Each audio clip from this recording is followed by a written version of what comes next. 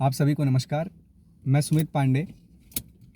आज मैं उपस्थित हूँ आप सभी के बीच और मेरे साथ उपस्थित हैं एक ऐसे व्यक्ति जिनको मुझे लगता है कि कोई पहचान की आवश्यकता नहीं है, क्योंकि इन्होंने उत्तराखंड की संस्कृति के लिए जो वर्तमान समय में और कुछ पिछले 1-2 सालों में जो प्रयास किए हैं वो बहुत ही सराहनीय हैं और उनके प्रयास ऐसे हैं कि जिसकी जितनी तारीफ़ की जाए उतने कम है। मैं ज़्यादा बात ना करते हुए सीधे आपको इनसे परिचित कराता हूँ कि इनका नाम श्री हेमपंत जी है। ये पिथौरागढ़ के मूल निवासी हैं और वर्तमान समय में ये रुद्रपुर में रह रहे हैं। तो मैं चाहूँगा एक बार इनसे कि एक बार ये अपना इंट्रो आपको खुद दें सर। नमस्कार। थैंक यू सुमित, तुमने मुझे मौका दिया है बातचीत रखने का। तो जैसा सुमित ने बताया कि मेरा नाम हेमपंत है और मैं पेशे से एक इंजीनियर हूँ और पिछले करीब 14 साल से मैं रुद्रपुर में रहता हूँ और अपना काम करता हूँ और थोड़ा बहुत सामाजिक कार्यों में और रचनात्मक कार्यों में भी इन्वॉल्व रहता हूँ। हाँ, तो शुरुआत करते हैं इंटरव्यू की, एक छोटे से इंटरव्यू की। मेरे कुछ चंद से सवाल हैं आपसे और सवाल उसमें एक आध सवाल मुझे ऐसा लगता है बहुत पेचीदे हैं, तो पहले हम शुरुआत करेंगे आसान के साथ, उसके बाद धीरे धीरे बढ़ेंगे। तो मेरा पहला सवाल आपसे ये है कि जब लॉकडाउन लगा तो उसके बाद आपको ऐसा क्या लगा कि जैसे हमने आपकी एक पुस्तक है जिसमें उत्तराखंड के जो लोकगीत हैं, जो बाल गीत हैं बच्चों के लिए जो स्पेशली होते थे, और जैसे पुराने के समय में हमारे ईजा बाजू और जो बूबू लोग जो हमारे वो जो बाल गीत हमें सुनाते थे, घुघुती बासुती, इस टाइप से जो आपने जो एक पूरा एक फॉर्मेट बनाया उसका आइडिया आपको कहाँ से आया? असल में हम लोग ना बहुत लंबे टाइम से, करीब 14 15 16 साल से 2007 से इनफैक्ट इंटरनेट पे उत्तराखंड के बारे में अवेयरनेस फैलाने के लिए कई वेबसाइट्स वगैरह में मैं जुड़ा हुआ था। तो हम लंबे टाइम से ये काम कर रहे थे और आज से 5-6 साल पहले जब मेरे बच्चे थोड़ा छोटे थे तो हम अपने बचपन में सुनी गई लोरियाँ और बाल गीत में बच्चों के साथ गाता था। तो मुझे लगता था कि वो अच्छा रिस्पांस देते हैं और वो कहते थे कि आप और सुनाओ और सुनाओ। तो मेरा मन हुआ कि मैं इस बारे में और कुछ सीखूं, लेकिन मैंने देखा कि कोई किस तरह की किताबें नहीं थी, कोई मुझे मिली नहीं किताबें।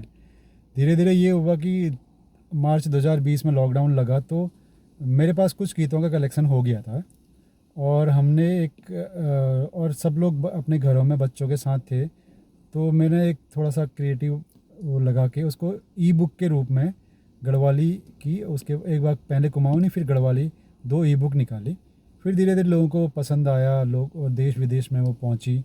उसके बाद उसको हमने किताब के रूप में निकाला। तो अभी उसकी 10,000 करीब कॉपीज़ घुघुती बासुती के नाम से वो किताब है, उस जिसमें परंपरागत बाल गीत हैं,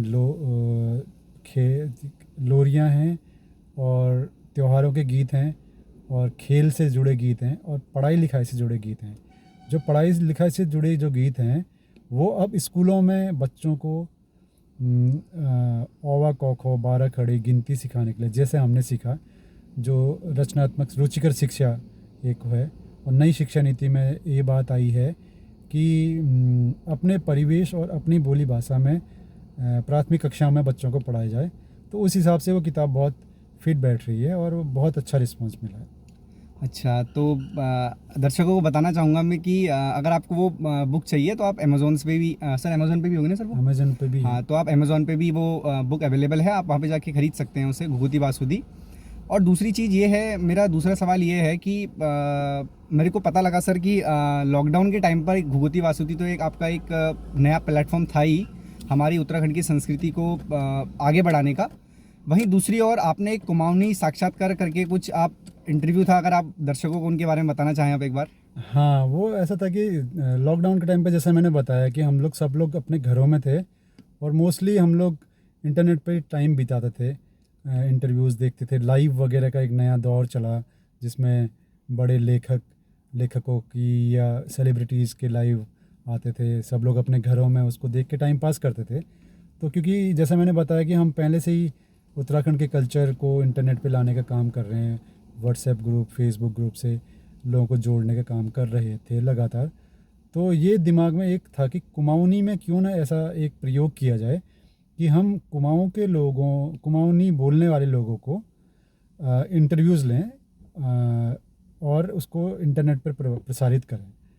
तो और इससे कई फ़ायदे ये हुए कि एक तो हम अपने लोगों को अपने समाज से जोड़ने में सफल हुए, और ये 25 जून 2020 को पहला इसका एपिसोड हुआ था, और इसका इतना अच्छा रिस्पांस मिला कि हज़ारों लोग लाइव देखते थे उसको।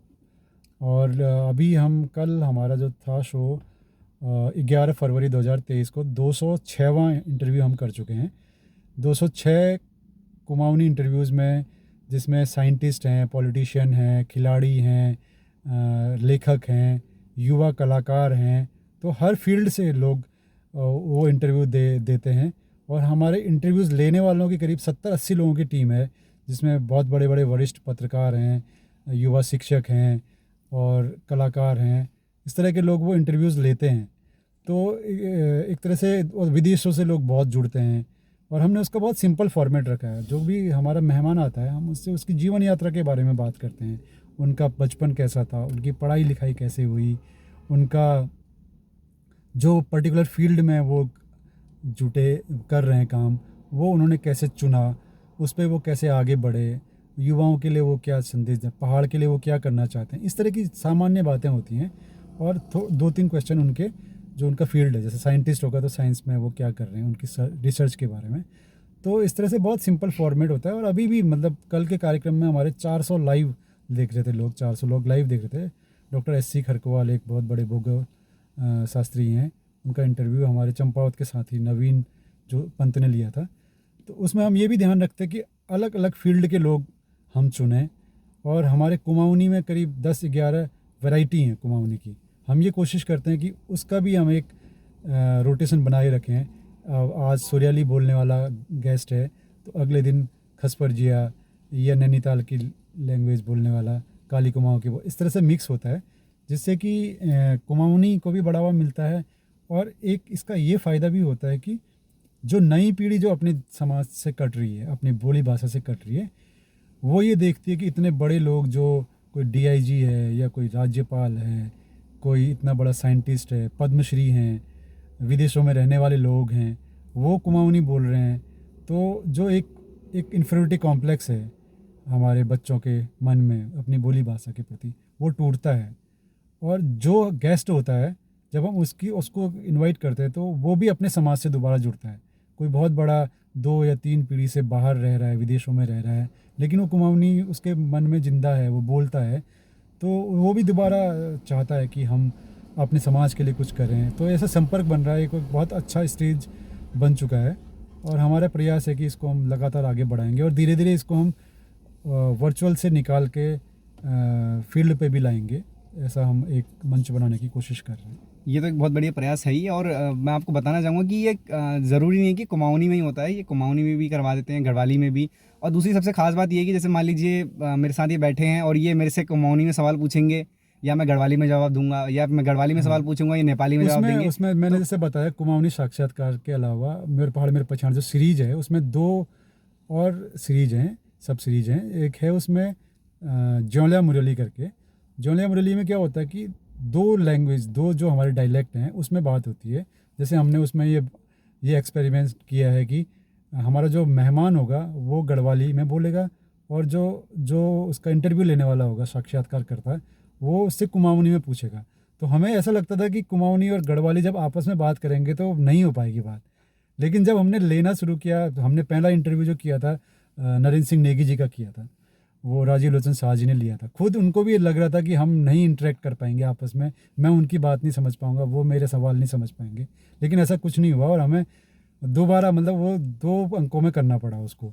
तो ऐसे ही हमने नेपाली और कुमाऊनी किया है, नेपाली जौनसारी किया है, कुमाऊनी नेपाली कुमाऊनी, जौनसारी कुमाऊनी, हिंदी कुमाऊनी, और गढ़वाली कुमाऊनी तो काफ़ी बार कर चुके हैं। उसमें एक सीरीज और है, जो जैसे मैं बताया था कि जो लोग दिवंगत हो चुके हैं, उनके हमारे समाज को क्या योगदान है, उसके बारे में हम हमार पुरुष के नाम से कार्यक्रम करते हैं, जिसमें एक पैनल डिस्कशन होता है। कोई दिवंगत, जैसे हमने उसमें नैन सिंह रावत के बारे में बात की है, मोहन उप्रेती की है, शिवानी के, और खड़ग सिंह वल्दिया जी के बारे में बात की है उसमें हमने। तो 15-16 उसके एपिसोड हो चुके हैं। उसमें भी हम एक पैनल डिस्कशन होता है, जिसमें साइंटिस्ट है तो उसका एक परिवार के सदस्य होता है, एक उनके एकेडमिक्स से जुड़े लोग होते हैं, वो कुछ लोग पर्सनल उनकी बातें करने वाले लोग होते हैं, तो उनका पूरा जीवन चरित्र उसमें आ जाता है और उनका हमारे समाज के लिए क्या योगदान था, उनके जाने के बाद हम उनके काम को कैसे आगे बढ़ा सकते हैं, इस विषय में चर्चा होती है। अच्छा, ये तो एक है ही। अब मेरा एक बहुत बढ़िया सवाल है, जैसे उत्तराखंड में से आप संस्कृति को लेके आगे बढ़ावा कर रहे हैं, आपके साथ भी बहुत लोग जुड़े हुए हैं, हम भी आपके साथ जुड़े हुए हैं, तो एक दर्शकों के लिए दर्शकों की तरफ से या फिर मेरी तरफ से एक सिंपल सा सवाल है कि अब अगर संस्कृति को अगर परिभाषित करना चाहें तो कैसे करेंगे? देखिए, असल में क्या है, संस्कृति कोई ऐसी चीज़ नहीं है जिसको हम किसी के ऊपर थोप सकते हैं। संस्कृति हमारे जीवन का हिस्सा है। हम जिस समाज से निकले हैं या हम जहाँ रह रहे हैं वही हमारी संस्कृति है। लेकिन क्योंकि हम अपने समाज से जुड़े हैं, इसलिए उस समाज को समझने के लिए संस्कृति को समझना ज़रूरी है। बोली भाषा को, वहाँ के खान पान को, वहाँ के रहन सहन को, वहाँ के वेशभूषा को, हर तरह से हम जितना अपनाएंगे उतना ही हम अपने समाज से जुड़ सकते हैं, और जितना हम समाज से जुड़ेंगे उतने हम उसको कंट्रीब्यूट भी कर सकते हैं और अपने काम को भी अच्छी तरह से कर सकते हैं। तो ये एक इंटरेस्ट का मामला है।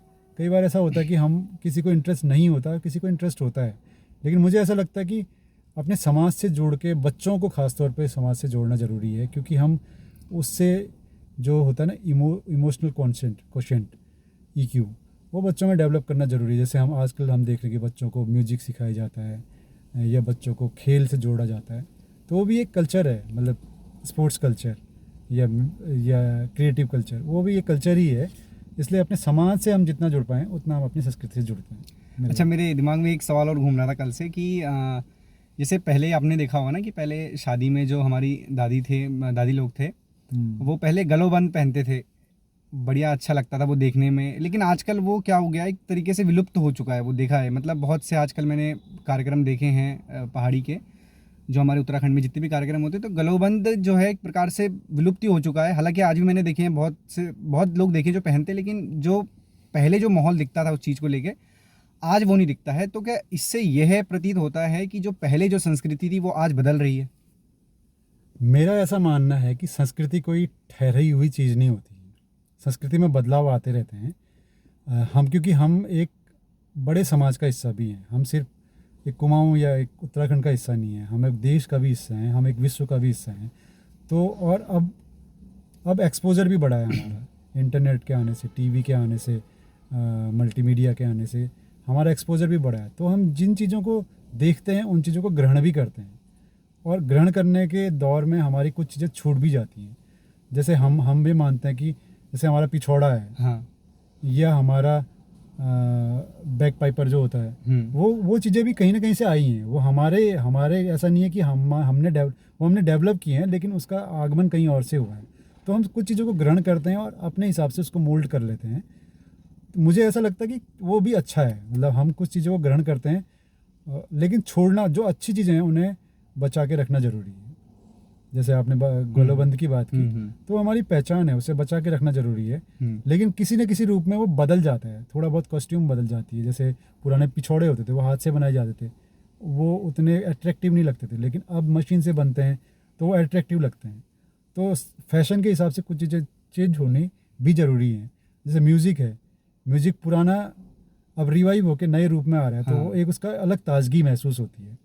तो थोड़ा बहुत बदलाव ज़रूरी है, लेकिन पुरानी चीज़ों को सहेज के रखना भी बहुत महत्वपूर्ण बात है। अच्छा, तो अंतिम शब्दों की ओर बढ़ूंगा मैं।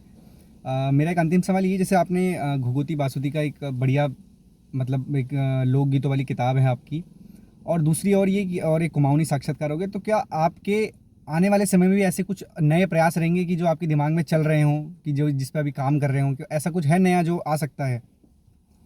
जैसे मैंने आपको बताया कि हम अपने जो वर्चुअल जो चीज़ें कर रहे हैं उनको धीरे धीरे इस पे लाने की कोशिश कर रहे हैं फील्ड पे, क्योंकि वो तो लॉकडाउन के टाइम था, तो चीज़ों को वर्चुअल ही ज़्यादा कर सकते थे। लेकिन हमारी अब कोशिश है कि जो लोग हमारे संपर्क में आए थे उनको अब पहाड़ के या अपने राज्य के हित के लिए वो क्या कंट्रीब्यूट कर सकते हैं, किस तरह से। और हमारे दोस्त जो हैं, जो नए दोस्त हैं इस माध्यम से जुड़े हैं, वो चाहते भी हैं कि वो पहाड़ के लिए कुछ करें। तो हमने इस पे काम करना शुरू किया है। अभी पिछले महीने हमने टनकपुर में एक टनकपुर किताब कौथिक के नाम से बहुत बड़ा आयोजन किया, जिसमें पूरे देश भर से बड़े लेखक आए, और उससे हमारी कोशिश है कि छोटी छोटी जगहों पे इस तरह के आयोजन किए जाएं जिस पे वहाँ का समाज भी जुड़े, हमारे बाहर रहने वाले लोग भी उसमें कंट्रीब्यूट करें, और हम एक नई तरह की लहर पैदा करें। जैसे टनकपुर एक बहुत छोटी जगह है, लेकिन जब हमने आयोजन किया तो एक उसकी बहुत बड़ी धमक पैदा हुई, और लोगों ने पूछना शुरू किया कि टनकपुर क्या है यार, कहाँ है। तो हमने लोगों को बताया कि टनकपुर चंपावत ज़िले का एक बहुत सुंदर कस्बा है, और वहाँ नज़दीक में नेपाल है, वहाँ शारदा नदी है, पूर्णागिरी माता का मंदिर है, वहाँ नंदौर का जंगल है, वहाँ आप जा सकते हैं, घूम सकते हैं। वहाँ हमने अभी पिछले हफ्ते एक बर्ड फेस्टिवल किया था, अच्छा। जिसमें बाहर से लोग आए, वहाँ हम जंगलों में घूम के हमने बर्ड्स देखी।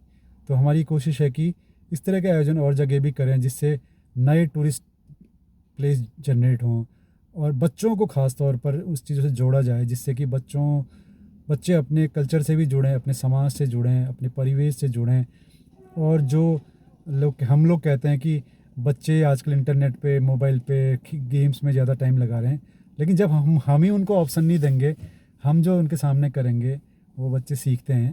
तो मुझे ऐसा लगता है कि हम जब बच्चों के सामने इस तरह के एग्जाम्पल रखेंगे तो बच्चे ज़्यादा जुड़ेंगे, क्योंकि हमारा जो मेन है, मैं spreading culture to the next generation.